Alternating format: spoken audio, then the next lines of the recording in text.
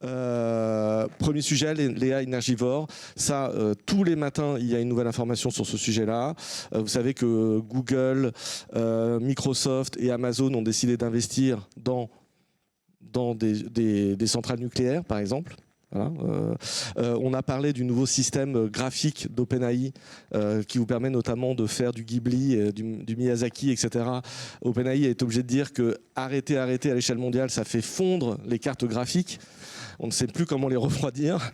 Donc en fait, le sujet de l'IA énergivore, là je vous ai mis que des sources fiables, c'est-à-dire l'Agence internationale de l'énergie.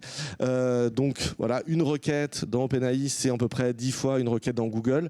En fait, c'est pas totalement ce qu'on paye, ce qu'on paye en carbone dans la requête, c'est pas que la requête, c'est l'entraînement qu'il a fallu pour avoir le résultat. Hein. Donc on paye cette partie-là. Donc, mais il faut l'avoir en tête. Voilà, il faut l'avoir en tête. Donc c'est pour ça que l'IA récréative, voilà, dont je parlerai un peu à la fin. Bon, la question peut se poser à chaque fois que... Et en effet, une requête, il y a aussi, vous trouverez d'autres métaphores. Une requête dans OpenAI, c'est un verre d'eau. Voilà, parce qu'il faut refroidir les serveurs, etc., etc. Donc on est vraiment sur un sujet exponentiel. Alors clairement, les grands opérateurs d'IA en sont conscients. Notamment, ils en sont conscients parce qu'ils payent la facture énergétique. Donc en fait, ils ont tout à fait intérêt à réfléchir à des systèmes de neurones qui ne vont chercher que sur une partie de la base et pas sur la totalité pour en fait abaisser leurs coûts financiers d'électricité. Et en même temps, ils améliorent un peu le système énergivore de l'IA. Mais en tout cas, c'est un vrai sujet, c'est un enjeu majeur.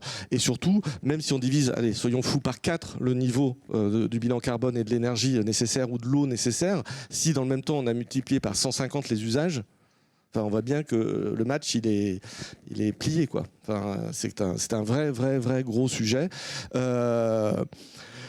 Donc après, ça va dépendre des bouquets énergétiques qu'on a dans chacun de nos pays. Voilà. Donc quand on a de l'énergie bas carbone, c'est mieux que quand on a du charbon, évidemment. Mais en tout cas, c'est un vrai enjeu. Alors, dans les